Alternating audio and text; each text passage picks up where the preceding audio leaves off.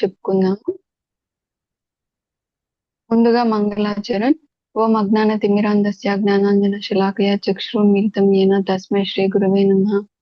శ్రీ చైతన్య మనోభీష్టం స్థాపితం యేన భూతలే స్వయం రూపా కదా మహ్యం దదాతి స్వపదాంతికం. వందేహం శ్రీ గురు శ్రీయుత పదకమలం శ్రీ గురున్ వైష్ణవాంశ్చ శ్రీరూపం సాగ్రజాతం సాగన రఘునాథాన్వితాం తాం సజీవం సాద్వైతం సావధూతం పరిజన సహితం కృష్ణ చైతన్య దేవం శ్రీ రాధాకృష్ణ పాదాన్ సహగణ లలితా శ్రీ విశాఖాన్వితాంశ్చ. హే కృష్ణ కరుణా సింధు దీనబంధో జగత్పతే గోపేశ గోపికా కాంత రాధా కాంత నమోస్తుతే. తప్త కాంచన గౌరాంగి రాధే వృందావనేశ్వరి వృషభానుసుతే దేవి ప్రణమామి హరి ప్రియే. వాంఛా కల్పతరుభ్యశ్చ కృపా సింధుభ్య ఏవ చ పతితానాం పావనేభ్యో వైష్ణవేభ్యో నమో నమః. అనంత కోటి వైష్ణవ భక్త బృంద की जय. जगत गुरु श्रील प्रभुपाद की जय. पतित पावन गुरुदेव की जय. जय श्री कृष्ण चैतन्य प्रभु नित्यानंद श्री अद्वैता गदाधरा श्रीवासादि गौर भक्त वृंद. हरे कृष्णा कृष्ण कृष्ण हरे हरे हरे राम राम राम हरे हरे. హరే కృష్ణ. ఈ రోజు మనం భగవద్గీతలోని చివరి అధ్యాయము 18వ అధ్యాయము సన్యాసం యొక్క పరిపూర్ణత్వము అనే చాప్టర్ గురించి తెలుసుకుందాము. భగవంతుడు శ్రీకృష్ణ భగవానుడు చివరికి వచ్చేసరికి తను ఇంతవరకు ఎన్నో ఉపదేశాలు చేశారు కదా, వాటన్నిటిని మరి ఇంకొకసారి రీక్యాప్ చేస్తారు ఈ అధ్యాయంలో. ఈ 18th చాప్టర్ లో మళ్ళీ ఒకసారి రీక్యాప్ చేస్తారు. ఆ తర్వాత భగవద్గీత సారాంశం ఏమి అనేది కూడా చెప్తారు. మరి చివరగా భగవంతుడు మానవాళికి ఇచ్చే సందేశం కూడా చెప్తారనమాట ఈ చాప్టర్ లో. మెయిన్ గా ఈ చాప్టర్ లో భగవంతుడు మళ్ళీ రీక్యాప్ చేసినప్పుడు ఫస్ట్ కర్మయోగం గురించి చెప్తారు. ఆ తర్వాత త్రిగుణాల గురించి చెప్తారు. త్రిగుణాలు మనిషిని, ఒక జీవుడి పట్ల ఎట్లా ప్రభావం చూపిస్తాయి అనే విధానాన్ని చెప్తారు. ఆ తర్వాత వర్ణాశ్రమ పద్ధతిని ఆచరించడం ద్వారా ఒక ఆదర్శమైన వ్యక్తిగా ఎలా జీవించవచ్చు అనేది చెప్తారు. ఆ తర్వాత చివరగా శ్రీకృష్ణ భగవానుడు తను ఎటువంటి భక్తుడైతే తనకు అత్యంత ప్రియము అనేది కూడా ఈ చాప్టర్ లో మనకి ఎక్స్ప్లెయిన్ చేస్తారు. ఈ చాప్టర్ లో మొదటగా అర్జునుడికి ఒక సందేహం అనేది కలుగుతుంది అనమాట. ఏంటిది అంటే సన్యాసము అనగానేమి, త్యాగము అనగానేమి, ఆ రెండిటికి మధ్య తేడాని నాకు వివరించు కృష్ణ అని అడుగుతారనమాట. ఫస్ట్ శ్లోకం చూడండి. సన్యాసం యొక్క పరిపూర్ణత్వము. అర్జున ఉవాచ సన్యాసస్య మహాబాహో తత్వమిచ్చామి వేదితుం త్యాగస్య చ హృషికేశ పృథికేశిని శూదన. చదవండి మాతాజీ. అర్జునుడు ప్రశ్నించను, ఓ మహాబాహువులు కలవాడా, ఓ కేసి దానవ సంహారి, ఓ ఇంద్రియాధీశ, త్యాగము యొక్క ఉద్దేశమును, సన్యాస జీవన ఉద్దేశమును నేను తెలుసుకోవాలని కోరుతున్నాను. హరే కృష్ణ మాతాజీ.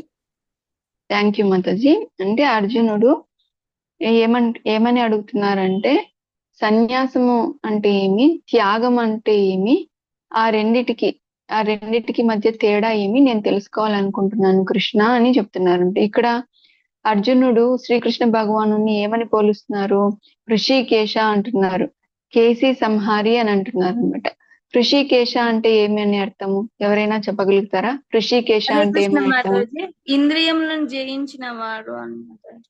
ఇంద్రియములను జయించిన వాడు లేదా ఇంద్రియాలకు అధిపతి. ఇంద్రియాలకు అధిపతి అన్నమాట. ఇంద్రియాలకు అధిపతి ఎవరు? శ్రీకృష్ణ భగవానుడు.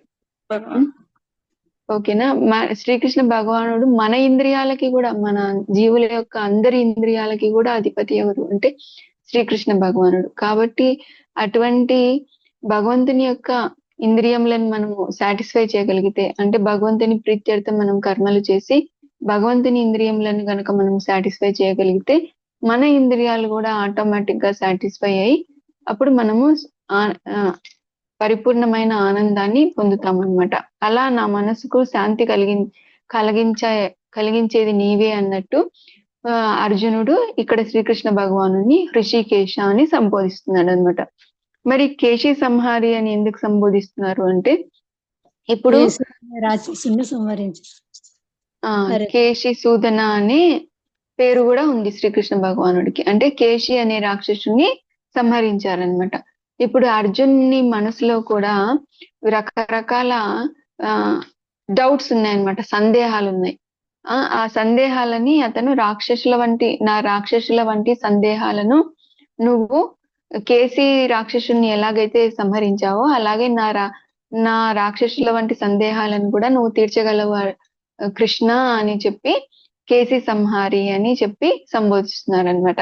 అంటే ఇక్కడ అర్జునుడు మెయిన్ గా సన్యాసం అంటే ఏమిటి, త్యాగం అంటే ఏమిటి, సన్యాసాశ్రమంలో ఉండే వాళ్ళకు త్యాగం చేసే వాళ్ళకు మధ్య తేడా ఏంటి అని అడుగుతున్నారు అనమాట. నెక్స్ట్ శ్లోకంలో శ్రీకృష్ణ భగవానుడు దానికి సమాధానం చెప్తున్నారు అనమాట.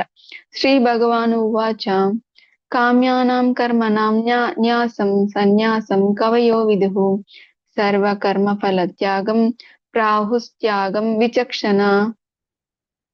సెకండ్ శ్లోక ట్రాన్స్లేషన్ చదవండి. హరే కృష్ణ మాతాజీ. నేను చదువుతాను చదవండి. మాతాజీ. శ్రీకృష్ణ భగవానుడు పలికెను, భౌతిక వాంఛలతో కూడిన సమస్త కర్మలను త్యజించుటయే సన్యాసమని విఘ్నులు పలకగా, సమస్త కర్మల ఫలమును విడుచటయే త్యాగమని బుద్ధిమంతులు పలుకుతున్నారు. హరే కృష్ణ మాతాజీ. Thank you Mataji. ఈ శ్లోకంలో శ్రీకృష్ణ భగవానుడు ఏం చెప్తున్నారంటే, కొందరు కవులు ఏం చెప్తున్నారంట,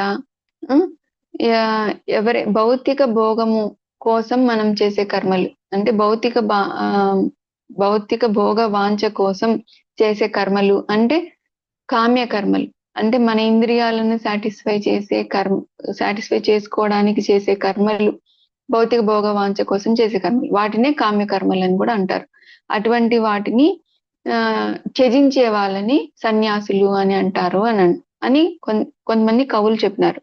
ఇంకొంతమంది బుద్ధిమంతులు ఏమని చెప్పినారంట, ఎవరైతే ఏదైతే పని చేస్తారో ఆ పని యొక్క కర్మ ఫలాలను త్యాగం చేసే వాళ్ళు త్యాగులు అని చెప్తున్నారంట. అంటే కర్మని త్యాగం చేయడము సన్యాసము, కర్మ ఫలాన్ని త్యాగం చేయడము త్యాగము అని చెప్తారనమాట. మరి శ్రీకృష్ణ భగవానుడు మనకి కర్మను త్యాగం చేయమని చెప్పినారా, కర్మ ఫలాన్ని త్యాగం చేయమని చెప్పినారా? కర్మ ఫలాన్ని త్యాగం చేయమన్నారు. అంటే మనము కర్మలు మన డ్యూటీ ప్రకారం చేయాలా, కానీ ఫలాల మీద ఆసక్తి అనేది పెట్టుకోకూడదు. వర్క్ విత్ డిటాచ్మెంట్ అని చెప్తారనమాట. దీన్నే కర్మయోగం అని కూడా అంటారు. కర్మయోగం అంటే వర్క్ విత్ డిటాచ్మెంట్ అని, అంటే ఫలాల పట్ల ఆసక్తి లేకుండా మన విద్యుక్త ధర్మాన్ని నిర్వర్తించడాన్ని కర్మయోగం అని అంటారనమాట. అదే భక్తి యోగం అంటే ఏంటి, శ్రీకృష్ణుని ప్రీత్యర్థము మన కర్మల్ని చేయడం అన్నమాట. అంటే ఇక్కడ వర్క్ విత్ డిటాచ్మెంటే కాదు, అటాచ్మెంట్ టు కృష్ణ కూడా. అంటే శ్రీకృష్ణ భగవానునికి ప్రీత్యర్థం చేసేది భక్తి యోగం అన్నమాట. ఇప్పుడు కర్మయోగంకి ఎగ్జాంపుల్ ఏమని చెప్తారు అంటే ఇప్పుడు ద్రోణాచార్యుడు ఉన్నారు. అంటే పాండవులకి కౌరవులకి గురువు ఎవరు? ద్రోణాచార్యుడు. ద్రోణాచార్యుడి దగ్గరికి దృష్టద్యుమ్నుడు నాకు విద్య నేర్పించమని అడుగుతారనమాట. దృష్టద్యుమ్నుడు అంటే ఎవరు? దృష్టద్యుమ్నుడు అంటే ద్రౌపది మాత యొక్క అన్న. అసలు దృష్టద్యుమ్నుడు పుట్టిందే ద్రోణాచార్యుడిని చంపడం కోసమే. ద్రుపద మహారాజు యజ్ఞం చేస్తే ఆ యజ్ఞంలో నుంచి ద్రోణాచార్యుని చంపగలిగే శక్తి గల కొడుకు నాకు కావాలి అని ద్రుపద మహారాజు యజ్ఞం చేస్తే ఆ యజ్ఞంలో నుంచి పుట్టిన వ్యక్తి దృష్టద్యుమ్నుడు. అంటే దృష్టద్యుమ్నుడు ద్రోణాచార్యుడిని చంపడం కోసమే ఆయన పుట్టినారు. ఆ విషయం ద్రోణాచార్యుడికి కూడా తెలుసు అనమాట. కానీ దృష్టద్యుమ్నుడు ఏం చేసినాడు, ద్రోణాచార్యుడి దగ్గరికే విద్య నేర్పించమని చెప్పి వెళ్ళాడు. అప్పుడు ద్రోణాచార్యుడు ఆయన బ్రాహ్మణుడు, ఆయన వచ్చింది అంటే ఆయనకి అంటే పాత్రత ఉందా అనేది మాత్రమే చూసినాడంట. ఈయన క్షత్రియ, దృష్టద్యుమ్నుడు క్షత్రియ కాబట్టి విద్య నేర్చుకోవడానికి, ఈ ధనుర్విద్య నేర్చుకోవడానికి అర్హుడు. ఇతనికి నేర్పిస్తే దాని ఫలితంగా నన్నే చంపుతాడు అనే ఫలాన్ని ఆయన, లాభ నష్టాలని ఆయన చూడలేదు. తన స్వధర్మం ఏంటి, బ్రాహ్మణుడిగా తన స్వధర్మం ఏంటి అంటే విద్య నేర్పించడము. అవతలి వ్యక్తి పాత్రత ఉందా అంటే ఉంది, అతను క్షత్రియుడు, నేర్పించాలి. కాబట్టి నా స్వధర్మం ప్రకారం నేను నేర్పిస్తాను, ఫలితాల పట్ల నేను చూడను అనేది చేస్తారంట. ఆ విధంగా ద్రోణాచార్యుడు దృష్టద్యుమ్నుడికి కూడా విద్య నేర్పిస్తాడనమాట. ఇది ఫలాల పట్ల ఆసక్తి లేకుండా తన విద్యుక్త ధర్మంగా చేయడం అనేది, కర్మయోగం అనేది ఇదే అన్నమాట. నెక్స్ట్ శ్లోకంకి వెళ్దాము. త్యాజ్యం దోషవదిత్యేకే కర్మ ప్రాహుర్మనీషిణః యజ్ఞదాన తపకర్మ నత్యజ్యామితి చాపరే. హరే కృష్ణ. కృష్ణ థర్డ్ మాతాజీ. శ్లోక చదవండి మాతాజీ. సమస్త కర్మలు దోషముల వలె త్యాజ్యములని కొందరు విద్వాంసులు పలుకుదురు. అయినను తపోదాన యజ్ఞాది కర్మలను ఎన్నడూనూ విడవరాదని కొందరు సాధువులు పలుకుదురు. హరే కృష్ణ మాతాజీ. Thank you Mataji. ఈ శ్లోకంలో ఏం చెప్తున్నారంటే భగవంతుడు ఇంకా కొంతమంది విద్వాంసులు ఏం చెప్తారంట, ఈ భౌతిక జగత్తులో ఏ పని చేసినా కూడా ఎంతో కొంత కల్మషం అనేది ఉంటుంది. పూర్తిగా వైరాగ్యంతో మనం ఏ పని చేయలేము, అన్ని దోషపూరితమైన కర్మలే ఇవి అని చెప్పి పూర్తిగా కర్మలు చేయడమే మానేస్తారంట, మానేయాలని చెప్తారంట. అన్ని కర్మలు త్యాజ్యములు. ఎందుకంటే అన్ని కర్మలు దోషపూరితంతో ఉన్నాయి కాబట్టి ఈ భౌతిక జగత్తులో కర్మలను విడిచిపెట్టాలి అని కొందరు చెప్తారంట విద్వాంసులు. ఇంకొంతమంది ఏం చెప్తారంట, సాధువులు ఏం చెప్తారంట, ఏ కర్మలు విడిచిపెట్టినా పర్వాలేదు కానీ యజ్ఞదాన తప కర్మలు మాత్రము మనము విడిచిపెట్టకూడదు అని చెప్తారంట. ఎందుకు చెప్పండి, యజ్ఞదాన తపస్సులు ఎందుకు విడిచిపెట్టకూడదు? ఎందుకంటే ఆ యజ్ఞదాన తపస్సులను చేయడం ద్వారా మనం ఆధ్యాత్మికంగా ముందుకు వెళ్తాము, మనం భక్తిలో ముందుకు వెళ్తాము అనమాట. ఈ భౌతిక కల్మషాలను పోగొట్టుకోగలుగుతాము. కాబట్టి యజ్ఞదాన తపకర్మలు మాత్రం విడవకూడదు అని కొందరు చెప్పినారు అని చెప్తారంట. ఇంతవరకు భగవంతుడు ఏం చెప్పినారు, వాళ్ళు చెప్పినారు, వాళ్ళు బుద్ధిమంతులు ఇలా చెప్పారు, సాధువులు ఇలా చెప్పారు, విద్వాంసులు ఇలా చెప్పారు అనే చెప్తున్నారు కానీ తన అభిప్రాయం అనేది తర్వాత చెప్తారనమాట. ఇప్పుడు ముందు ఏం చెప్పారు, కర్మను త్యాగం చేయడము సన్యాసము, కర్మ ఫలాన్ని త్యాగం చేయడము త్యాగము అని చెప్పారు.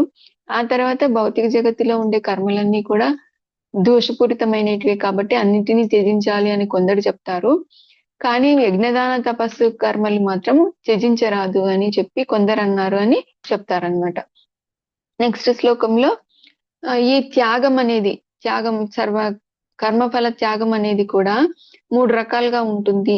అది గుణాలను బట్టి 3 రకాలు. సత్వగుణంలో చేసే త్యాగము, రజోగుణంలో చేసే త్యాగము, తమో గుణంలో చేసే త్యాగము 3 రకాలుగా ఉంటుంది అని నెక్స్ట్ శ్లోకాల్లో చెప్తారు భగవంతుడు. 4th శ్లోక చూడండి.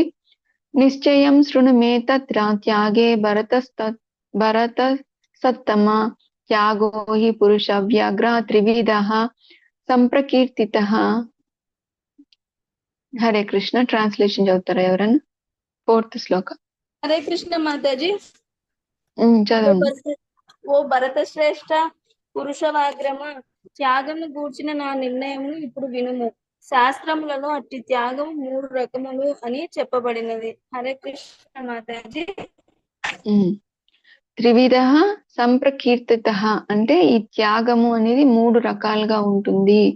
నేను ఇప్పుడు చెప్తాను విను అర్జున అని చెప్పారు. అంటే గుణాలను బట్టి, మనిషిలో ఏ గుణంలో ఉండే వ్యక్తి త్యాగం చేస్తున్నాడు అనే దాన్ని బట్టి కూడా త్యాగాలు కూడా 3 రకాలు. సత్వగుణంలో చేసే త్యాగము, రజోగుణంలో చేసే త్యాగము, తమో గుణంలో చేసే త్యాగము అని 3 రకాలు ఉంటాయి. నేను ఇప్పుడు చెప్తాను విను అర్జున అని అంటారు. ఆ త్యాగం గురించి 7, 8, 9 శ్లోకాస్ లో మళ్ళీ చెప్తారు భగవంతుడు. ఇప్పుడు యజ్ఞదాన తపస్సుల గురించి 5th శ్లోకాలో చెప్తున్నారు చూడండి. యజ్ఞదాన తపకర్మ నత్యాజ్యం కార్యమేవ తత్ యజ్ఞోదానం తపశ్చైవ పావనాని మనీషినాం. హరే కృష్ణ మాతాజీ. యజ్ఞము, దానము, తపస్సు అను కర్మలను ఎన్నడూనూ త్యజింపరాదు, వాటిని తప్పక నిర్వర్తించవలెను. నిజమునకు యజ్ఞములు, దానములు, తపములు మహాత్ములను కూడా పావనం చేయును. హరే కృష్ణ మాతాజీ. హరే కృష్ణ మాతాజీ. ఇక్కడ భగవంతుడు ఏమంటున్నాడంటే ఏ కర్మలు చేయకపోయినా కనీసం ఖచ్చితంగా చేయాల్సిన కర్మలు ఏంటి అంటే యజ్ఞ దాన తప కర్మలు తపస్సు కర్మలను మాత్రము ఎట్టి పరిస్థితుల్లో మనము విడిచిపెట్టకూడదు. ఎందుకంటే ఈ 3 కర్మలు మహానుభావుల్ని, మహానుభావుల్ని కూడా ఎంతో అత్యున్నతమైన స్టేజ్ లో ఉండేవాళ్ళు భక్తులని కూడా ఇది పావనం చేస్తుంది అని చెప్తున్నారనమాట. యజ్ఞ దాన తపస్సులు మనం ఎందుకు చేయాలి చెప్పండి? ముందు ముందు చాప్టర్ లో కూడా మనం చెప్పుకున్నాము. దేనికి అవి? హరే మాతాజీ, మనం చెప్పండి మాతాజీ. కామక్రోధ లోభాలను మనలోని కామక్రోధ లోభాలను తొలగించుకోవడానికి చేయాలా మాతాజీ? మనలోని కామ క్రోధ లోభములను తొలగించుకోవడానికి యజ్ఞ దాన తపస్సులు చేయాలి అని చెప్పి ముందు అధ్యాయంలో చెప్పుకున్నాం. ఈ కామ క్రోధాలు ఏంటివి? కామ క్రోధ లోభం ఈ 3 ఏంటివి అంటే నరకానికి నర 3 ద్వారాలు మాతాజీ. నరకానికి 3 ద్వారాలు అన్నమాట. నరకాలు ఉండేది 36 నరకాల గురించి చెప్పినారు భాగవతంలో. కానీ వాటికి దారులు మాత్రం 3. అవి ఏంటివి అంటే యజ్ఞము, కామము, క్రోధము, లోభము అన్నమాట. వీటిని ఎలా పోగొట్టుకోవాలి అంటే కామాన్ని ఎలా పోగొట్టుకోగలుగుతాము? యజ్ఞం చేయడం ద్వారా పోగొట్టుకోగలుగుతాం అన్నమాట. క్రోధాన్ని తపస్సు చేయడం ద్వారా పోగొట్టుకోగలుగుతాము. లోభాన్ని దానం చేయడం ద్వారా పోగొట్టుకోగలుగుతాము. అది పోయిన అధ్యాయంలో మనం బాగా చెప్పుకున్నాము. యజ్ఞము అంటే ఈ కలియుగంలో ఎటువంటి యజ్ఞం చేయాలా? ఎవరైనా చెప్తారా? హరినామ సంకీర్తన యజ్ఞం, సంకీర్తన యజ్ఞం మాతాజీ. యజ్ఞానాం జపయజ్ఞోస్మి. ఈ కలికాలంలో జపయజ్ఞమే మనకు ప్రతిపాదించబడినది అనమాట. ఎందుకు అంటే మామూలుగా మనకి 4 యుగాలు ఉన్నాయి కదా, సత్యయుగము, త్రేతాయుగము, ద్వాపర యుగము, కలియుగము. ఒక్కొక్క యుగానికి ఒక్కొక్క ధర్మం అనేది ఉంటుంది. సత్యయుగంలో మనుషులకి ఆయుర్దాయము చాలా ఎక్కువగా ఉండేది. వాళ్ళు 1,00,000 సంవత్సరాల దాకా బతికేవాళ్ళు. అప్పుడు వాళ్ళు వాళ్ళ బాధ్యతలన్నీ చేసిన తర్వాత అరణ్యానికి పోయి ఎన్నో సంవత్సరాలు వాళ్ళు ధ్యానంలో ఉండేవాళ్ళు అనమాట. ప్రతి రాజు మనం భాగవతంలో ఏ కథ తీసుకున్నా సరే, ధ్రువ మహారాజ్ అనుకోండి, వాళ్ళ తండ్రి గారైన ఉత్తానపాదుడు అనుకోండి, ప్రియవ్రత మహారాజ్ అనుకోండి, ఎవరైనా సరే, అంగ మహారాజు, పృథు మహారాజు, అందరూ కూడా వాళ్ళ రాజ్యపాలన వాళ్ళు చేసిన తర్వాత ప్రతి ఒక్కరు వాళ్ళ సక్సెసర్ రాగానే, వాళ్ళకి తర్వాత వాళ్ళు రాగానే, ఎవరైతే తర్వాత రెడీగా ఉన్నారో వీళ్ళు రాజ్యాన్ని వీళ్ళు టేకప్ చేసుకోగలుగుతారు అని తెలియగానే వాళ్ళు స్విచ్ ఆపేస్తే లైట్ ఎలా ఆగిపోతుంది, టక్కన ఆగిపోతుంది కదా, అలాగే వాళ్ళు ఏం చేసేవాళ్ళు, వాళ్ళ తర్వాత వాళ్ళు రాగానే ఈ భౌతిక విషయాల పట్ల అంతవరకు రాజ్యభోగాలు అనుభవించింటారు కదా, అయినా కూడా వాళ్ళు అవన్నిటిని ఒక్క క్షణంలో త్యజించగలిగి అరణ్యానికి వెళ్ళి ఎన్నో సంవత్సరాలు భగవంతుని ధ్యానం చేస్తూ అలా భగవంతుని చేరుకునే వాళ్ళంట, భగవద్ధామం చేరుకునే వాళ్ళు. అంటే సత్యయుగంలో యుగ ధర్మం ఏంటి అంటే ధ్యానం. త్రేతాయుగంలో ఎలా చేసేవాళ్ళు అంటే గన యజ్ఞయాగాది క్రతువులు చేసేవాళ్ళంట. అప్పట్లో మనుషులకి 1000 సంవత్సరాల ఆయుర్దాయం అనేది ఉంటుందన్నమాట.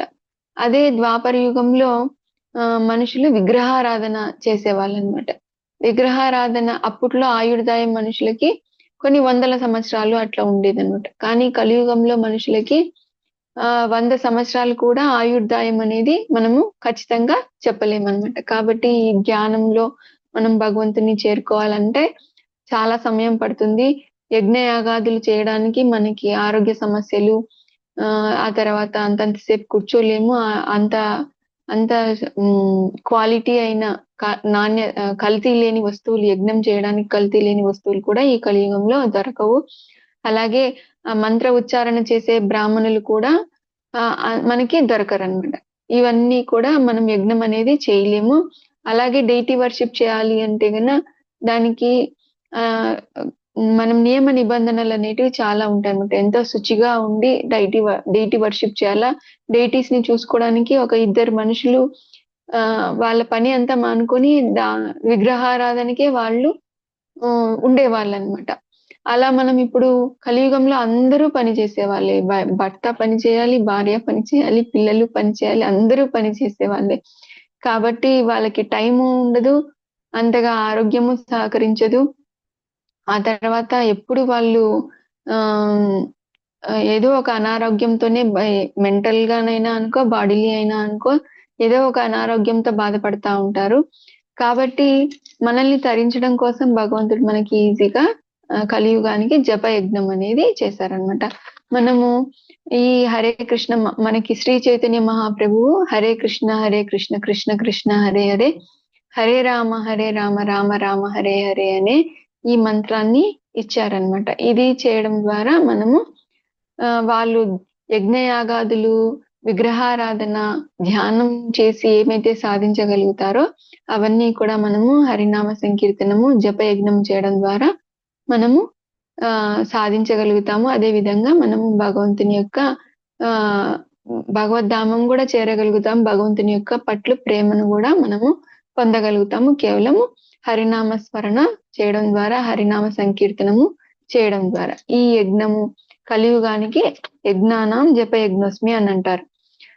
ఎందుకంటే కలియుగంలో భగవంతుడు నామరూపంలో వచ్చారనమాట. అంటే కలికాలే నామరూపే కృష్ణావతార అంటారు. అంటే శ్రీకృష్ణ భగవానుడు కలియుగంలో నామరూపంలో వచ్చారు. అంటే శ్రీకృష్ణ భగవానుడికి కృష్ణ నామానికి ఎటువంటి తేడా అనేది లేదు, అభిన్నం. శ్రీకృష్ణ భగవానుడికి ఎన్ని శక్తులైతే ఉన్నాయో కృష్ణ నామానికి కూడా అన్నే శక్తులు ఉన్నాయన్నమాట. శ్రీకృష్ణ భగవానుడు తన శక్తులన్నింటినీ తన వివిధ నామాలలో పెట్టినారు అని చెప్పి నామ్నామాకారి బహుదా నిజ సర్వశక్తి అని శిక్షాష్టకంలో కూడా వస్తుంది మనకి. శ్రీ చైతన్య మహాప్రభు మనకి శిక్షాష్టకం ఇచ్చినారు. శిక్షాష్టకంలో కూడా మనకి చెప్పారు, భగవంతుడు తన వివిధ శక్తులను తన నామాలలో ఉంచారు. ఆ నామాలను మనం పలకడానికి, జపించడానికి కఠిన నియమాలు కూడా ఏమీ లేవు. ఏ టైంలోనైనా మనము ఇది చెయ్యొచ్చు, ఈ జపం అనేది ఏ టైంలోనైనా చేయొచ్చు అని కూడా చెప్పినారనమాట. కాబట్టి యజ్ఞ దాన తప కర్మలు మాత్రం వదలకూడదు. ఎందుకంటే వాటి ద్వారానే మన అస్తిత్వం అనేది ప్యూరిఫై అవుతుంది. మనం ఆధ్యాత్మికంగా ముందుకు వెళ్ళగలుగుతాము, భౌతిక కల్మషాలను పోగొట్టుకోగలుగుతాము అని చెప్తున్నారనమాట. నెక్స్ట్ శ్లోకాకి వెళ్దాము. ఏతాన్యపి తు కర్మ. ఇప్పుడు భగవంతుడు ఇంతకు ముందంతా ఏం చెప్పినారు, కవులు ఇలా చెప్పారు, విద్వాంసులు ఇలా చెప్పారు అని చెప్పారు కదా. ఇప్పుడు త్యాగం అంటే ఏంటి అనేది భగవంతుడు చెప్తున్నారు, తన అభిప్రాయం చెప్తున్నారు. ఈ శ్లోకంలో 6వ శ్లోకంలో ఏతాన్యపి తు కర్మాణి సంగం త్యక్త్వా ఫలాని చ కర్తవ్యానీతి మే పార్థ నిశ్చితం మమముత్తమం. హరే కృష్ణ. 6th శ్లోక ట్రాన్స్లేషన్ చదవండి. హరే కృష్ణ మాతాజీ. ఓ థ్యాంక్ యూ.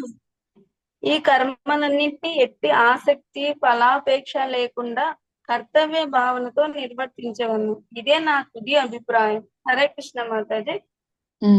ఇదే నా తుది అభిప్రాయము, మతముత్తమం అని కూడా చెప్తున్నారు. అంటే శ్రీకృష్ణ భగవానుడు ఏం చెప్తున్నారంటే, ఓ పార్థ, మనం కర్మలను ఎలా చేయాలంట, ఏ సంగం త్యక్త్వ ఫలానిచ, దేని వదిలిపెట్టాలంట, త్యక్త్వ అంటే వదిలిపెట్టడం, దేన్ని అంటే సంగంని, ఫలాన్ని.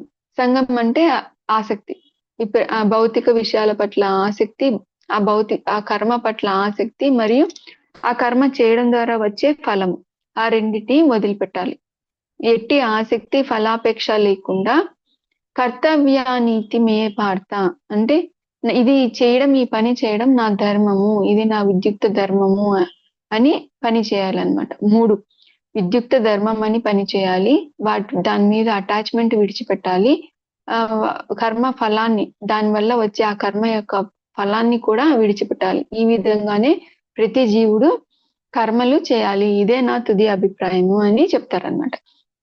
భగవంతుడు ఫలం మీద ఆసక్తి లేకుండా చేయమన్నారు కదా కర్మలు అని చెప్పి, ఎలాగో మనం ఫలం తీసుకోవట్లేదు కదా అన్నట్టు మనం కర్మలను ఏదో అలా సూచాయప్రాయంగా అలా చేయకూడదు అనమాట. మనము 100% మన విద్యుక్త ధర్మాలను నెరవేర్చాలి. అంతేకాకుండా ఎంతూజియాస్టిక్ గా కూడా మనము చేయాలన్నమాట. మన ఆసక్తి లేకుండా చేయమన్నారు, ఫలాన్ని కూడా ఆశించొద్దన్నారు అన్నట్టు ఏదో నిరుత్సాహంతో చేయాలి కదా అన్నట్టుగా చేయకూడదు అనమాట. మనం ఎంతో ఉత్సాహంతో 100% మన ఎఫర్ట్ పెట్టాలన్నమాట. నేను ఈ పని చేయకపోతే ఇది ఆగిపోతుంది అనే విధంగా మనం పని చేయాలా. కానీ ఫలితం మీద మనము ఆసక్తి అనేది పెట్టుకోకూడదు. ఫలితం మీద ఆసక్తి అనేది ఎందుకు పెట్టుకోకూడదు అంటున్నారు అంటే, ఫలితం మీద ఆసక్తి పెట్టుకుంటే మళ్ళీ మనము కర్మబంధనంలోకి వస్తాము, ఈ భౌతిక జగత్తులోనే ఉండిపోవాలి.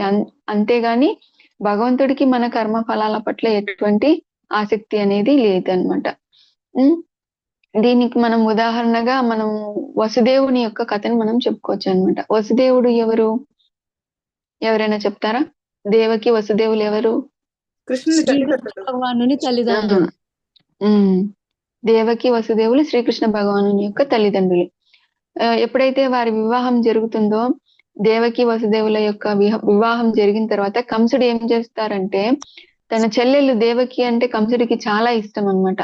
అందుకని అత్తవారింటికి పంపించడానికి రథసారథితో పంపించకుండా తానే స్వయంగా రథాన్ని నడుపుతాడనమాట కంసుడు దేవకి దేవుల్ని రథం మీద కూర్చోబెట్టి అత్తగారింటికి తానే స్వయంగా రథసారథి అయ్యి తీసుకెళ్తాడనమాట. అంటే చెల్లి మీద తనకు అంతటి ప్రేమ అన్నమాట.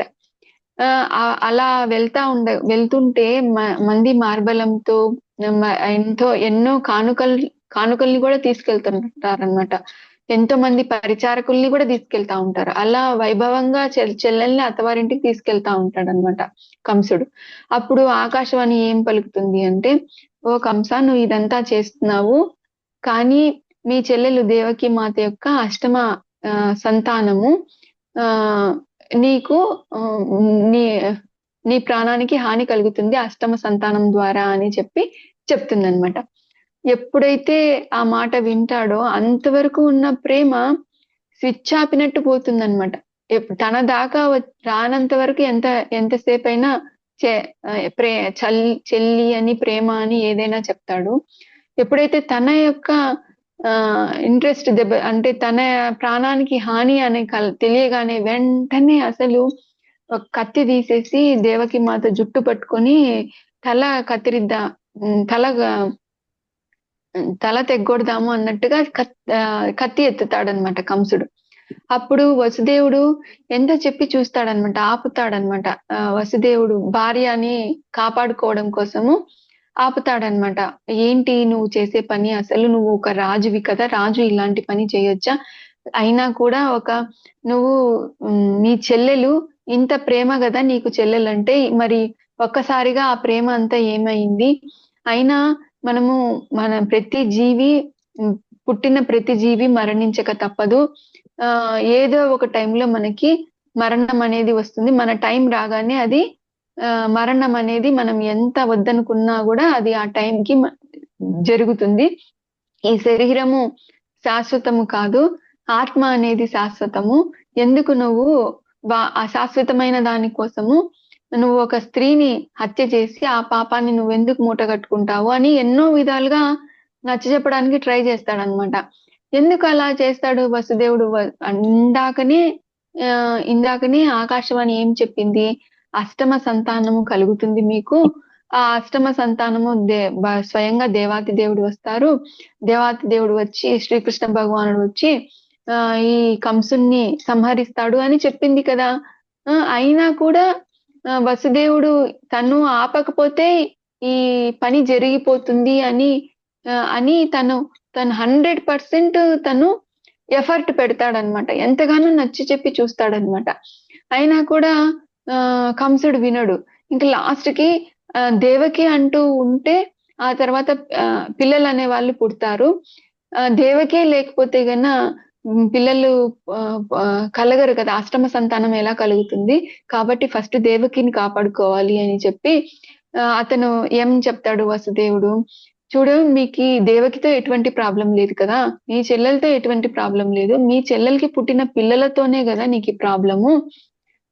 కాబట్టి నాకు అష్టమ సంతానమే కాదు, నాకు పుట్టిన ప్రతి బిడ్డని నీ దగ్గరికి తీసుకొని వస్తాను, నువ్వు వాళ్ళని ఏం చేసుకుంటావో చేసుకో అని చెప్తాడనమాట. అంటే ప్రస్తుతానికి దేవకిని కాపాడడం కోసము ఆ విధంగా ఎప్పుడైతే చెప్తాడో కంసుడు వెంటనే ఆపేస్తాడనమాట. అంటే భగవంతుడు వస్తాడు, భగవంతుడి కార్యం ఎలాగైనా జరుగుతుంది అని తెలిసినా కూడా తను చేయకపోతే ఈ కార్యం ఆగిపోతుంది అని తను 100% తన ఎఫర్ట్ అనేది పెడతారనమాట వసుదేవుడు.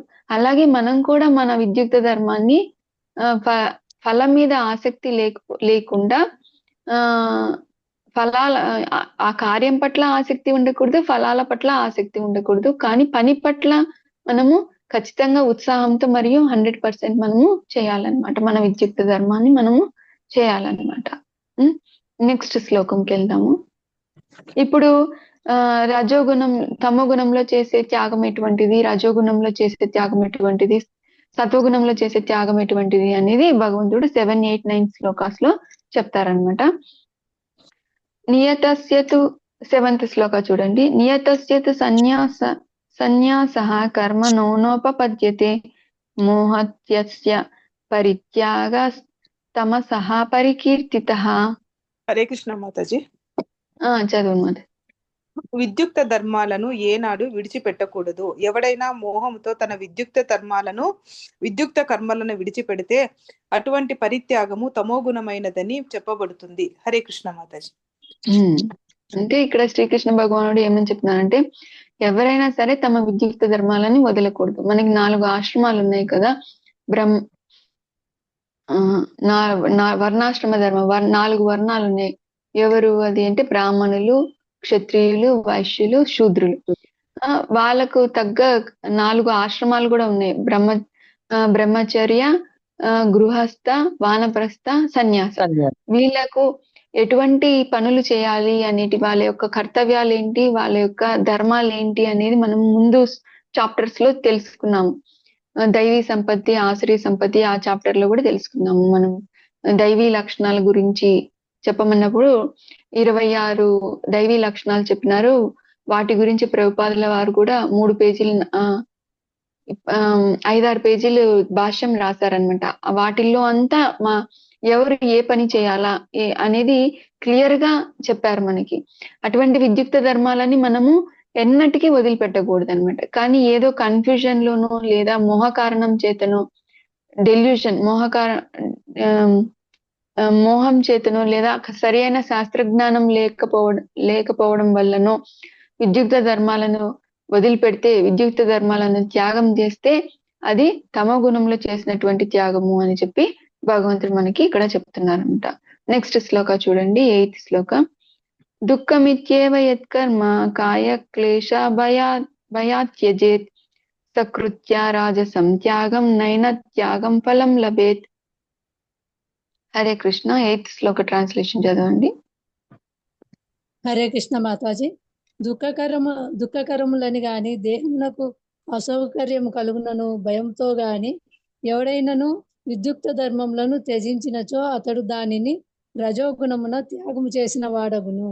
అట్టి కార్యం ఎన్నడును త్యాగములో ఉన్నత స్థితిని కలిగింపదు. హరే కృష్ణ మాతాజీ. హరే కృష్ణ మాతాజీ. Thank you Mataji.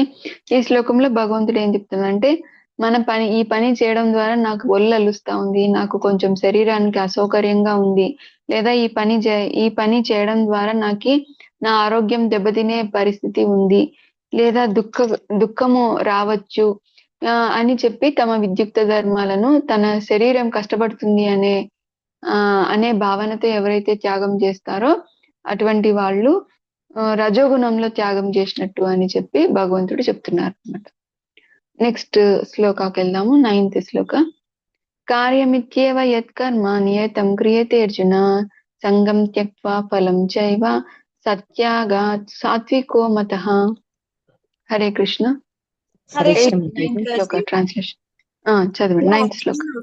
తన స్వధర్మమును తప్పక నిర్వర్తించవలసి ఉన్నందుననే దానిని నిర్వర్తిస్తూ మానవుడు సమస్త భౌతిక సాంగత్యమును మరియు సర్వఫలాశక్తిని త్యజించినప్పుడు అతని త్యాగం సాత్వికము అనబడు. హరే కృష్ణ మాతాజీ. హరే కృష్ణ మాతాజీ.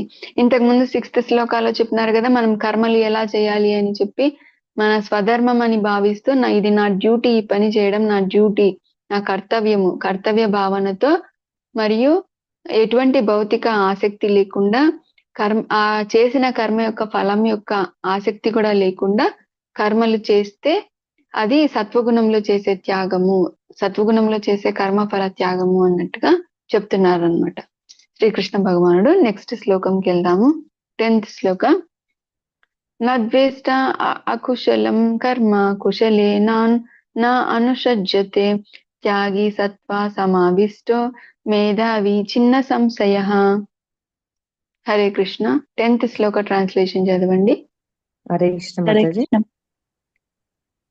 శుభ చదవండి కర్మల మాతాజీ. ఎడ ద్వేషము గాని శుభకర్మల ఎడ సంగత్యము గాని లేనట్టి సత్వగుణ స్థితుడగు బుద్ధిమంతుడైన త్యాగికి కర్మ ఎడ ఎట్టి సంశయములు ఉండవు. Hare Krishna Mataji. Thank you. Thank you Mataji.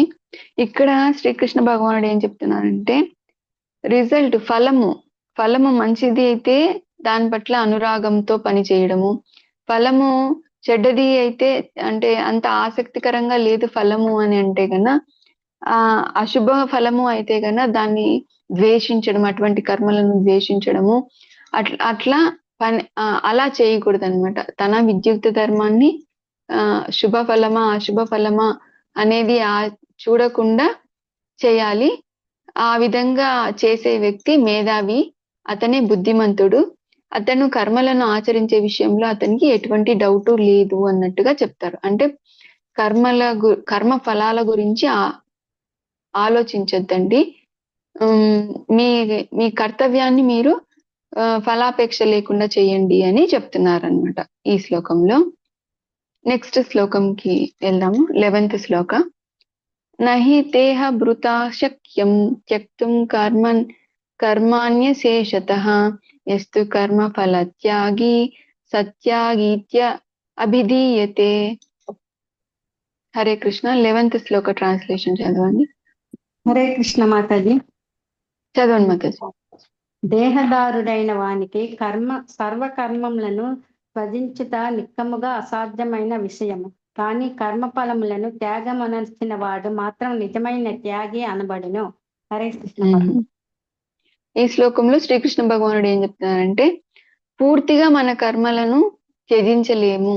ఎవరైనా సరే పూర్తిగా ఏ పని చేయకుండా ఉండు అంటే ఉండగలుగుతారా? ఎవరైనా చెప్పండి. పూర్తిగా అన్ని కర్మలను త్యాగం చేయగలుగుతామా? చేయలేము. భగవంతుడు కూడా పూర్తిగా ఉండలేరు. ఇప్పుడు ఒక పిల్లవాడు ఉన్నాడు అనుకోండి, ఒక రూమ్ లో మనం పని చేస్తా ఉంటాము, ఆ పిల్లవాడు మనల్ని డిస్టర్బ్ చేస్తా ఉంటాడు అనుకోండి, ఊరికే కూర్చోరా, నువ్వు కుర్చీలో కూర్చో, నువ్వు ఏం చేయొద్దు అంటే ఆ పిల్లవాడు వింటాడా? వినడు. కానీ ఒక బొమ్మ ఇచ్చినాం అనుకో, ఆ బొమ్మతో ఎంగేజ్ అవుతాడు ఆ పిల్లోడు, మనల్ని మన పని చేసుకొనిస్తాడు అనమాట. అలాగే మన మనస్సు కూడా ఎప్పుడు ఏ పని చేయకుండా ఉండలేదన్నమాట. మనము మనస్సు క్రియాశీలకమైనది అనమాట. కనీసం మనము చేతులతో కాళ్ళతో పని చేయకపోయినా సరే మనసులో అయినా సరే ఆలోచిస్తూనే ఉంటాం అనమాట పనుల గురించి. కాబట్టి శ్రీకృష్ణ భగవానుడు ఇక్కడ ఏం చెప్తున్నారు అంటే పూర్తిగా కర్మలను త్యాగం చేయలేరు. కర్మ త్యాగం అనేది పనికిరాదు, కానీ కర్మ ఫల త్యాగాన్ని చేయగలుగుతారు అని చెప్తున్నారు అనమాట. ఎస్తు కర్మ ఫల త్యాగి సత్యాగీత్య అభిధీయతే. ఎవరైతే కర్మ ఫలాలను త్యాగం చేస్తారో అతనే త్యాగి అని మనము చెప్పగలుగుతాము అని అంటారనమాట. అంటే ముందు చాప్టర్లలో కూడా శ్రీకృష్ణ భగవానుడు ఏం చెప్పినారు అంటే గన మనము చాలా మంది ఏం చేస్తారు సన్యాసులు అంటే ఇది భౌతికము అని చెప్పి వాళ్ళు ఏది అంటుకోరనమాట. ఈ పువ్వు భౌతికమైనది అని చెప్పి పూలని తాకరు. అవి తీసుకొని భగవంతుడికి మాల కుట్టి వేయొచ్చు కదా. ఈ డబ్బు భౌతికమైనది అని చెప్పి వాళ్ళు డబ్బుకి కూడా దూరంగా ఉంటారనమాట. మన డబ్బుని మనము భగవంతుని యొక్క కృష్ణ చైతన్యాన్ని ప్రచారం చేయడానికి మన డబ్బుని వాడొచ్చు. భగవంతుని యొక్క కర్మలలో భగవంతుని ప్రీత్యర్థం చేసే కర్మల్లో మనము ఆ డబ్బుని వినియోగించవచ్చు, లేదా మందిరాలు కట్టడానికి వినియోగించవచ్చు, లేదా ప్రసాద వితరణకి వినియోగించవచ్చు.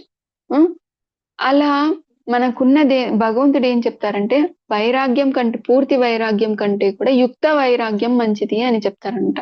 యుక్త వైరాగ్యము అంటే మనకి ఏదైనా ఉండని కాక, మనకి జ్ఞానం ఉందనుకో, మనకు అది నలుగురికి పంచాలన్నమాట. లేదా మనకు ఫాలోవర్స్ ఉన్నారు, మనకి ధనం ఉన్నా జ్ఞానం ఉన్నా లేకపోతే ఫాలోయర్స్ ఉన్నా మనకి తెలివితేటలున్నా అవన్నిటినీ కూడా శ్రీకృష్ణుని సేవలో వినియోగించాలి అని చెప్తారనమాట. ఎందుకు అంటే మనకి ఏది మనకి ఉన్నా కూడా, మనకి తెలివితేటలు ఉన్నా, మనకు పెద్ద ఉద్యోగం ఉన్నా, మనకు పెద్ద హోదా ఉన్నా, మనకి ఎంతో గొప్ప ధనం ఉన్నా, అదంతా కూడా భగవంతుడు ఇచ్చిన కృపనే కదా. భగవంతుడు ఇచ్చిన దాన్ని మనము భగవంతుని సేవలో వినియోగించాలి. అంతేకాని మనము దాన్ని ఎటు కాకుండా మనము అది భౌతికము అని మనము వదిలేయకూడదు అనమాట, త్యాగం చేయకూడదు అనమాట. మనది కానిది మనం ఎలా త్యాగం చేస్తాము? ఈ డబ్బైనా సరే, ఈ తెలివితేటలైనా సరే, జ్ఞానమైనా సరే, ఉద్యోగమైనా సరే, హోదా అయినా సరే, అదేది మనది కాదు. ఎందుకు అంటే భగవంతుని కృప ద్వారా మనకు అవి లభించినాయి అన్నమాట. కాబట్టి మనము దాన్ని భగవంతుని సేవలోనే వినియోగించాలన్నమాట. దాన్ని యుక్త వైరాగ్యము అని అంటారంట. ప్రభుపాదుల వారు ఎప్పుడు దీన్ని చేయాలి అని చెప్తారు. మనం చేసే పనిని ఎప్పుడు వదలకూడదు.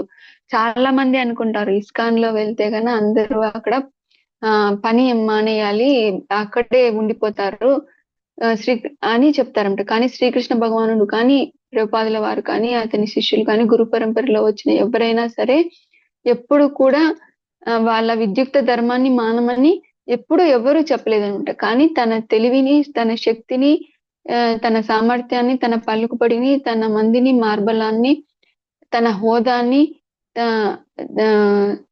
అన్ని కూడా భగవంతుని సేవలో వినియోగిస్తే అది నిజమైన సేవ అన్నమాట. అది అప్పుడు మన జ్ఞానానికి గాని, మన తెలివికి గాని, మన హోదాకి గాని నిజమైన పరిపూర్ణత అనేది వస్తుందంట. శ్రీకృష్ణుని సేవలో మన దాన్ని వినియోగిస్తే, మన తెలివిని వినియోగిస్తే, శ్రీకృష్ణుని ప్రీత్యర్థం చేసే కర్మలలో మన తెలివిని వినియోగిస్తే అది నిజమైన సార్థకత అనేది లభిస్తుంది అనమాట. ఇంకొకటి ఏమని చెప్తారంటే, మనం ఇప్పుడు అన్ని నేర్చుకుని లేదబ్బా ఇవన్నీ భౌతికము అని మనం వదిలిపెట్టేసినాం అనుకో, అది ఎలా ఉంటుంది అంటే పక్కింటి వాడి టీవీని మనం దానం చేస్తే ఎలా ఉంటుంది అలా ఉంటుందన్నమాట. అంటే మనకు భగవంతుని కృప ద్వారా ఇవన్నీ వచ్చినాయి. అవి మనము దానం చేసి నేను చేశాను అని మనం ఎలా చెప్పుకోగలుగుతాం? మనది కానిది మనం ఎలా దానం చేయగలుగుతాము? కాబట్టి భగవంతుడి నుంచి అన్ని వచ్చాయి మనకి, కాబట్టి అవి భగవంతుని సేవలోనే వినియోగిస్తే అది యుక్త వైరాగ్యము అని చెప్తారనమాట. నెక్స్ట్ శ్లోకంకి వెళ్దాము. 12th శ్లోక. అనిష్టమిష్టం మిశ్రం చ త్రివిధం కర్మణః ఫలం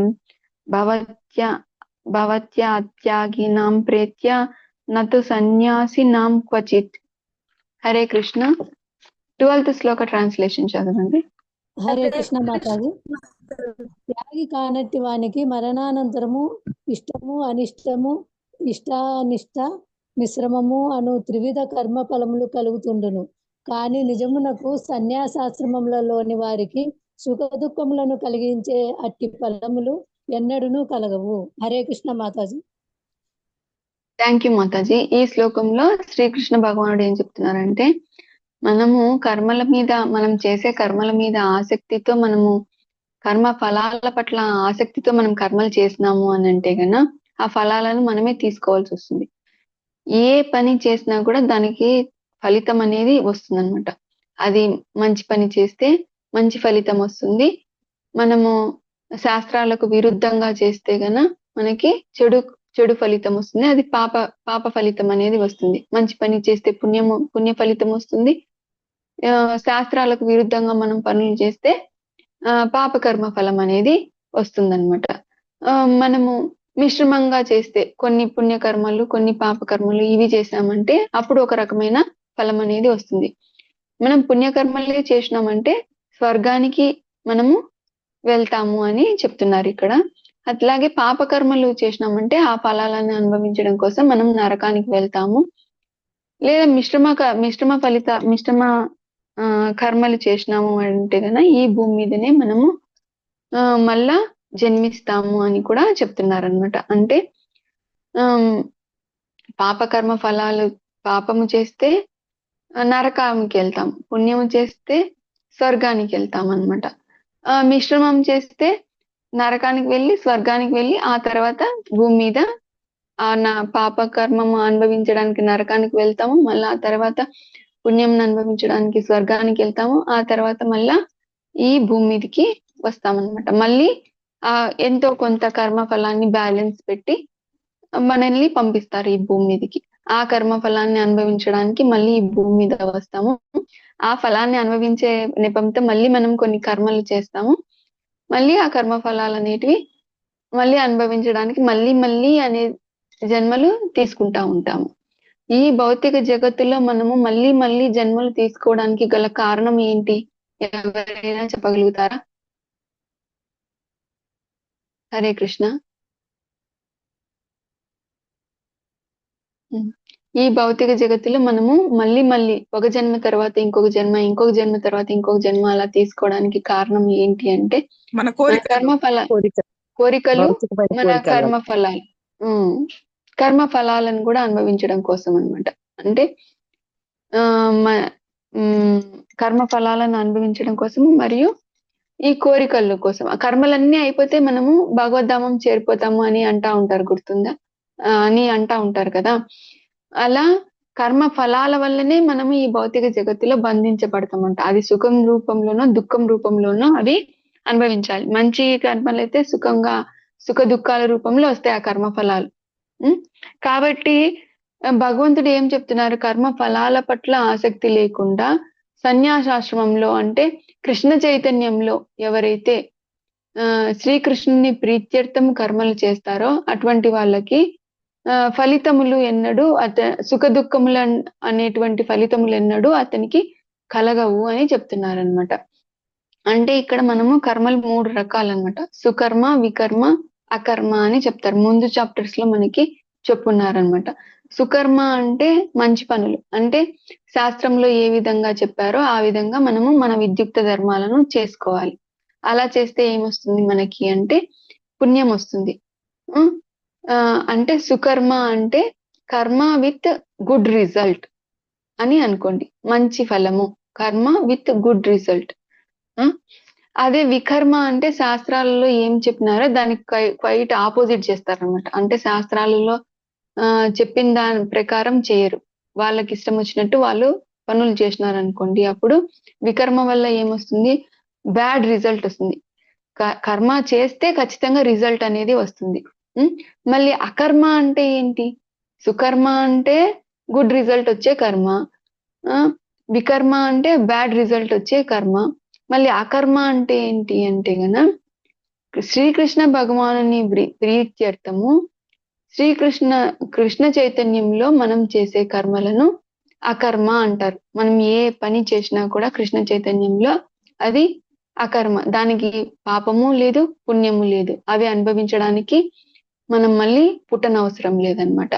కాబట్టి అంటే అటువంటి కర్మలు ఏంటివి అంటే గన మనము ఖచ్చితంగా మనము ఆహారం అయితే తీసుకోవాలి కదా. ఆహార, నిద్ర, భయ, మైథునాలు, ఇవి 4 ఖచ్చితంగా అవసరం. కాబట్టి మనం ఆహారం అయితే తీసుకోవాలి, తీసుకుంటాం. మనం కూడా భక్తులు కూడా ఆహారం తీసుకుంటారు. ఎలా తీసుకుంటారు?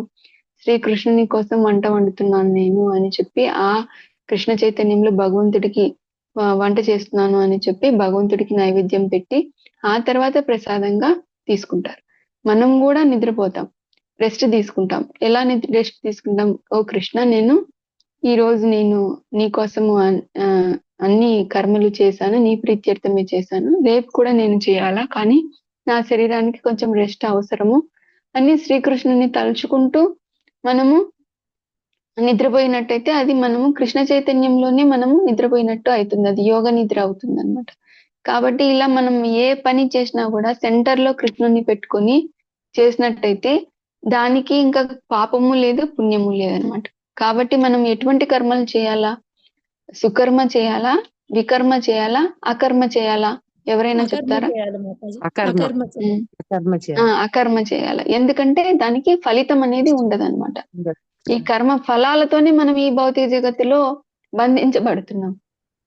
కాబట్టి మనము మన కర్మలను భగవంతుని ప్రీత్యర్థము కృష్ణ చైతన్యంలో చేస్తే మనకి సుఖ దుఃఖములను అనుభవించాల్సిన అవసరం అనేది ఉండదు, అవసరం అనేది కలగదు అని చెప్తున్నారు అనమాట ఈ శ్లోకంలో శ్రీకృష్ణ భగవానుడు.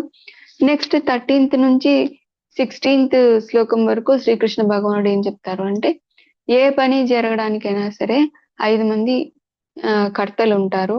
అవి ఏంటివి అంటే, ఒకటి శరీరము, ఇంకొకటి జీవుడు, ఆ శరీరంలో ఉండే జీవుడు, ఆ తర్వాత ఇంద్రియములు, ఆ తర్వాత ఎఫర్ట్స్, కర్మలు చేసే విధానాలు, కర్మ విధానాలు, మరియు ఫైనల్ గా కర్మ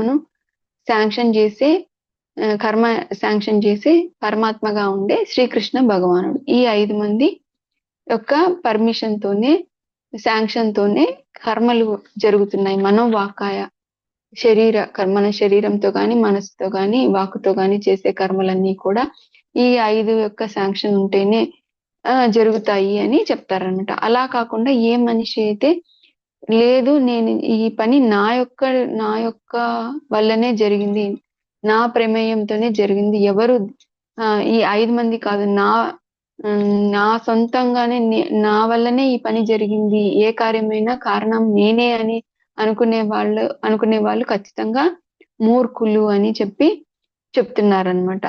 మూర్ఖులు అని కూడా చెప్తున్నారనమాట. అది 13th నుంచి 16th శ్లోక వరకు ఆ విషయాన్ని చెప్తారు. అంటే 5 కారణాలు ఉంటాయి ఏ పని జరగాలన్నా అన్నట్టు చెప్తారు. చూడండి, పంచైతాని మహాబాహో కారణాన్ని నిబోధమే, సాంఖ్యే కృతాంతే ప్రోక్తాని సిద్ధయే సర్వ కారణం. హరే కృష్ణ. ట్రాన్స్లేషన్ చదవండి 13th శ్లోక. హరే కృష్ణ మాతాజీ. చదవండి మాతాజీ. ఓ మహాబాహుడైన అర్జున, వేదాంతమును అనుసరించి కర్మలు సిద్ధించుటకు 5 కారణములు కలవు. వానినిప్పుడు నా నుండి ఆలకించుము. హరే కృష్ణ. పంచైతాని మహాబాహో కారణాన్ని నిబోధే, 5 రకాల కారణాలు ఉన్నాయి, అవి నేను ఇప్పుడు నీకు చెప్తాను, విను అర్జున అని చెప్తున్నాడు అనమాట. 14th శ్లోకాలో ఆ కారణాలు ఏంటివి అనేటివి ఎక్స్ప్లెయిన్ చేస్తారు. అధిష్టానం తథాకర్త కరణం చ పృథక్ వితం వివిధాశ్చ పృథక్ చేష్ట దైవం చైవాత్ర పంచమం. 14th శ్లోక ట్రాన్స్లేషన్ చదవండి. హరే కృష్ణ మాతాజీ. మాతాజీ. కార్యస్థానము దేహము అనగా దేహము, కర్త వివిధేంద్రియములు, వివిధములైన యత్నములు, చివరిగా పరమాత్ముడు అనేది 5 కార్యములకు కారణములై ఉన్నది. హరే కృష్ణ మాతాజీ. హరే కృష్ణ మాతాజీ. Thank you. అధిష్టానము అంటే ఇక్కడ దేహము, అంటే దేహం ఉంటేనే కదా, కర్మక్షేత్రం అనేది ఉంటేనే కర్మలు చేయగలుగుతాము. ఆ తర్వాత కర్త అంటే ఆ దేహంలో ఉన్నటువంటి వ్యక్తి, జీవుడు. ఆ తర్వాత కరణం అంటే వివిధ ఇంద్రియాలు అంటే జ్ఞానేంద్రియాలు, కర్మేంద్రియాలు. జ్ఞానేంద్రియాలు అంటే చెవులు, ముక్కు, నాలుక, కళ్ళు, చర్మము, కాళ్ళు, చేతులు, కర్మేంద్రియాలు. ఇవి ఉంటేనే మనము కర్మలు చేయగలుగుతాము. తర్వాత వివిధాశ్చ పృథక్ చేష్ట అంటే వివిధ రకములైన యత్నములు, మన ఎఫర్ట్స్. ఆ తర్వాత చివరికి పరమాత్ముడు, శ్రీకృష్ణ భగవానుడు ప్రతి ఒక్కరి హృదయంలో పరమాత్మ రూపంలో ఉంటారు కదా. పరమాత్మ శాంక్షన్ చేస్తేనే ప్రకృతి వనరులను ఇస్తుంది, జీవుడు ఆ కార్యాన్ని చేయగలుగుతాడనమాట. అంటే ఈ దేహంలో ఉండేటువంటి జీవుడు, వివిధ ఇంద్రియములు, మరియు తర్వాత మనం జీవుడు చేసే వివిధ యత్నములు, చివరగా పరమాత్మని యొక్క దివ్య సంకల్పము. ఇవి అన్నీ ఉంటేనే ఏ కార్యమైనా జరుగుతుంది. అంటే కృష్ణ చైతన్యంలో ఉండే వాళ్ళకు ఇవి కర్మ ఫలాలు అంటవు అని ఎందుకు చెప్తున్నారు అంటే గన, వాళ్ళు ప్రతి ఒక్కరి హృదయంలో పరమాత్మ రూపంలో ఉంటారు శ్రీకృష్ణ భగవానుడు, కానీ సాక్షిగా మాత్రమే ఉంటారనమాట. అనుమతించే వారిగా ఉపద్రష్ట, హనుమంత. ఉపద్రష్ట అంటే సూపర్విజన్, ఈ జీవుడు ఏం పని ఎలా చేస్తున్నాడు అనేది చూస్తారు. ఆ తర్వాత హనుమంత అంటే శాంక్షన్ చేస్తారు. అవి 2 మాత్రమే చేస్తారు. కానీ ఎవరైతే పూర్తిగా కృష్ణ చైతన్యంలో ఉంటారో వాళ్ళు భగవంతుడే మార్గనిర్దేశకం చేస్తారనమాట. సాక్షిగా కాదు, మార్గనిర్దేశకంగా ఉంటారనమాట. కాబట్టి భగవంతుడు వాళ్ళు హృదయంలో ఉండే భగవంతుడు ఏ విధంగా తను డైరెక్ట్ చేస్తే ఆ విధంగా కర్మలు చేస్తాడు. కాబట్టి కర్మఫలాలు అనేటివి అంటవు అని చెప్తారనమాట. కృష్ణ చైతన్యంలో పనులు చేసే వాళ్ళకి కర్మఫలాలు అంటవు అనేది ఎందుకు అంటే వాళ్ళు స్వయంగా శ్రీకృష్ణ భగవాను యొక్క మార్గనిర్దేశకంలోనే పనులు చేస్తారు కాబట్టి. తర్వాత నెక్స్ట్ 15th శ్లోక చూడండి. శరీరవాన్మనోభిర్యత్ కర్మ ప్రారభతే నరః న్యాయం వా విపరీతం వా పంచైతే తస్య హేతవః. 15th శ్లోక ట్రాన్స్లేషన్ చదవండి. హరే కృష్ణ మాతాజీ. శరీరం చేత, మనస్సు చేత, వాక్కు చేత మానవుడు చేసే న్యాయాన్యాయ కర్మలన్నింటికి ఈ 5 అంశంలే కారణములు.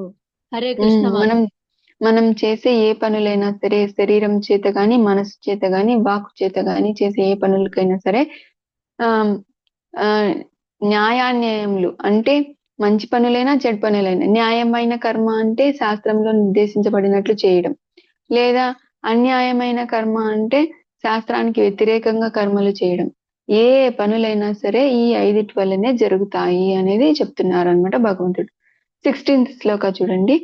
తత్రైవం సతి కర్తారం ఆత్మానం కేవలం తుయః పశ్యత్యకృత బుద్ధిస్త్వం నస పశ్యతి దుర్మతిః. 16th శ్లోక ట్రాన్స్లేషన్ చదవండి. హరే కృష్ణ మాతాజీ. కనుకనే ఈ 5 అంశములను పరిశీలింపక తనను మాత్రమే కర్తగా భావించువాడు నిశ్చయముగా బుద్ధిహీనుడు. అట్టి మూఢుడు విషయములను యథార్థ దృష్టితో దర్శించలేడు. హరే కృష్ణ మాతాజీ. అంటే ఈ 5 మంది ఈ 5 యొక్క కారణాలను చూడకుండా కేవలము తనని మాత్రమే కర్తగా, నా వల్లనే ఈ పని జరిగింది అని ఎవరైతే అనుకుంటారో ఆయన ఖచ్చితంగా మూఢుడు అని చెప్తున్నాడు అనమాట శ్రీకృష్ణ భగవానుడు. నెక్స్ట్ 17th శ్లోక, లాస్ట్ ఈ శ్లోకము. ఈ శ్లోకం తర్వాత ఎండ్ చేద్దాము. యస్య నాహం కృతో భావో బుద్ధిర్యస్య న లిప్యతే హత్వాపి న స ఇమాల్లోకాన్ హంతి న నిబధ్యంతే. హరే కృష్ణ. 17th శ్లోక ట్రాన్స్లేషన్ చెప్పండి. హరే కృష్ణ. చదవండి మరి. అహంకారంచే ప్రభావితుడు కానివాడు, ఆసక్తి రహిత బుద్ధిని కలిగిన వాడు ఈ జగత్తులో జనులను సంహరించని వాడే అగును. అతడు ఎన్నడూ తన కర్మలచే బద్ధుడు కాడు. హరే కృష్ణ మాతాజీ. అంటే అహంకారంచే ప్రభావితం కానివాడు అంటే ఈ పని నా వల్లనే జరుగుతా ఉంది, నేనే కర్తను అనే భావన లేనివాడు. ఆసక్తి రహిత బుద్ధిని కలిగినవాడు అంటే ఫలాల పట్ల ఆసక్తి లేనివాడు అతను ఎవరినైనా చంపాల్సి వచ్చినా సరే అతను చంపినట్టు అవ్వదు అని చెప్తున్నాడు అనమాట. అంతే కదా, ఇప్పుడు అర్జునుడు ఉన్నాడు, కురుక్షేత్ర రణరంగంలో ఎన్నో లక్షల మందిని చంపాడు అర్జునుడు.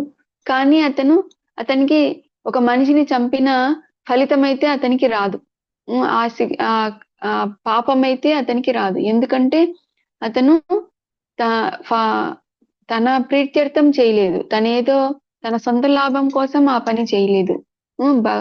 అంటే ఈ యుద్ధంలో గెలిస్తే నేను రాజ్యభోగాలను అనుభవించగలుగుతాను, రాజ్యం కోసమో అలా చేయలేదు.